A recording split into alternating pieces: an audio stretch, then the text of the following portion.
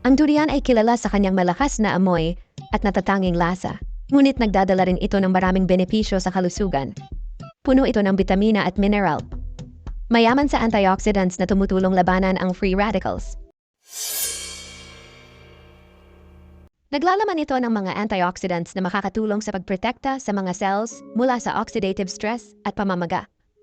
Ang durian, na kilala bilang king of fruits, ay mayaman sa mga nutrients na ito. Bukod sa antioxidants, naglalaman din ito ng vitamina C, potassium, at dietary fiber na mahalaga para sa ating katawan. Ang regular na pagkain ng durian ay maaaring magbigay ng maraming benepisyo sa kalusugan. Ang durian ay mataas sa dietary fiber na makakatulong sa maayos na pagtunaw at pag-iwas sa constipation. Ang fiber ay mahalaga sa ating digestive system dahil ito ay tumutulong sa paggalaw ng pagkain sa ating bituka. Bukod dito, ang regular na pagkonsumo ng fiber ay maaaring magpababa ng panganib ng mga sakit sa puso at diabetes. Kaya naman, ang durian ay hindi lamang masarap, kundi may benepisyo rin sa ating kalusugan. Subukan ang durian sa iba't ibang paraan tulad ng smoothies o fruit salads. Energizing. Ang durian ay nagbibigay ng natural na enerhiya dahil sa mataas na content ng carbohydrates. Mahalaga ito sa ating pang-araw-araw na gawain, lalo na sa pisikal na aktibidad. Bukod dito, ang durian ay mayaman sa potassium at dietary fiber na tumutulong sa balanse ng enerhiya. Kaya ang pagkain ng durian ay hindi lamang masarap kundi nakakapagbigay din ng dagdag na sigla.